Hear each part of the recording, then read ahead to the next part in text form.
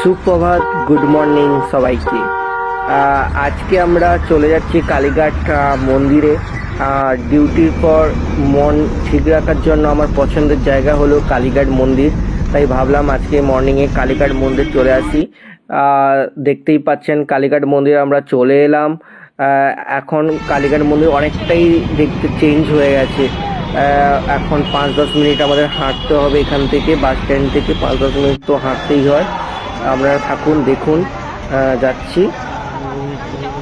এখন প্রচুর দোকান হয়ে গেছে, আপনারা সাইডে দেখুন। এখন প্রচুর জনসংগম প্রচুর হয়ে গেছে, আর প্রচুর দোকানও হয়ে গেছে।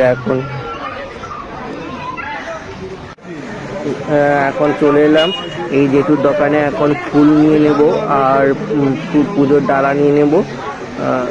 দেখুন, এই মন্দিরে পৌঁছালাম।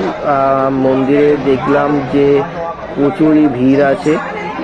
সব মানুষেরই পছন্দের জায়গা হচ্ছে মন্দির। আমি তো পছন্দই করি। ডিউটির পর বা কিছু মন খারাপ থাকলে আমি মন্দিরে এসে আগে পুজো দিই, তারপর আদার্স সব কিছু হয়।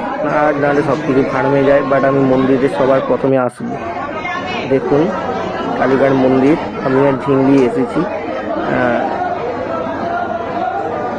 দেখুন প্রচুর ভিড়, প্রচুর ভিড়।